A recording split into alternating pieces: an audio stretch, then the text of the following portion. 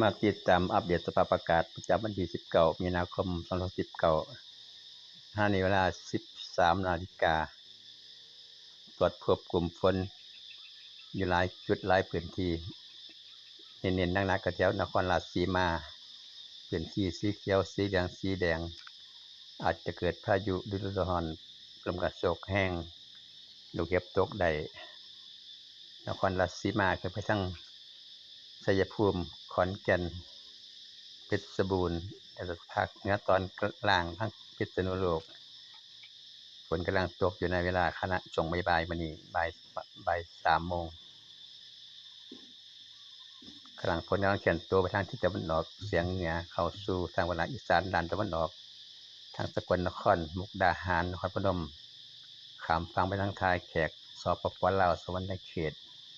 นี่คือพื้นที่ฝนตกอยู่ในเวลาขณะนี้เวลาบ่ายโมงถึงบ่าย 3 โมง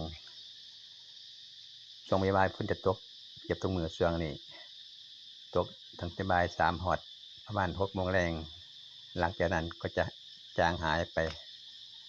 อากาศเริ่มร้อนขึ้นทุกมื้อพี่น้องสำหรับพื้นที่เสี่ยงที่จะเจอฝนตก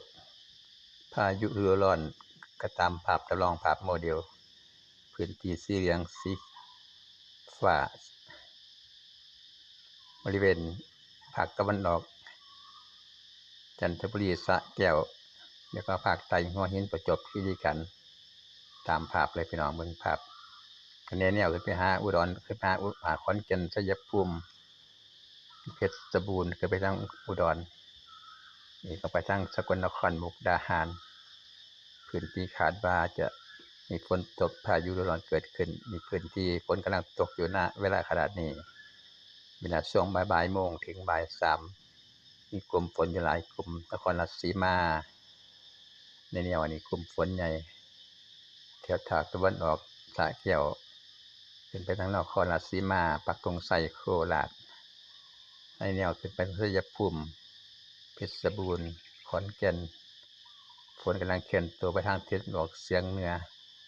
เข้าสู่อีสานตอนบน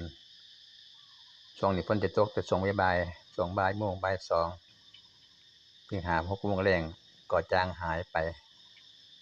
ระยะนี้ภายใน 2-3 วันต่อไปจากวันที่20 21 22 23ปลายเดือนมีนาคมอาจจะมีฝนเกิดขึ้นได้ทุกมื้ออากาศก็เริ่มร้อนขึ้นทุกมื้อพี่น้องพุ่นน่ะกลุ่มฝนตกกระจายหลายพื้นที่ตกเป็นบางพื้นที่บางตำบลบางหมู่บ้านบ่ได้กระจายทั่วถึงบางหม้องอาจจะบ่ตกบางหม้องอาจจะมีลมกระโชกแรง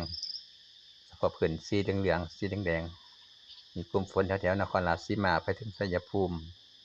ขอนแก่นฝนกำลังตกอยู่ในเวลาขณะนี้สำหรับภาคเหนือตอนบนบ่ค่อยมีฝนจะมีตอนกลางๆนิดนึงแถวพิษณุโลกนครสวรรค์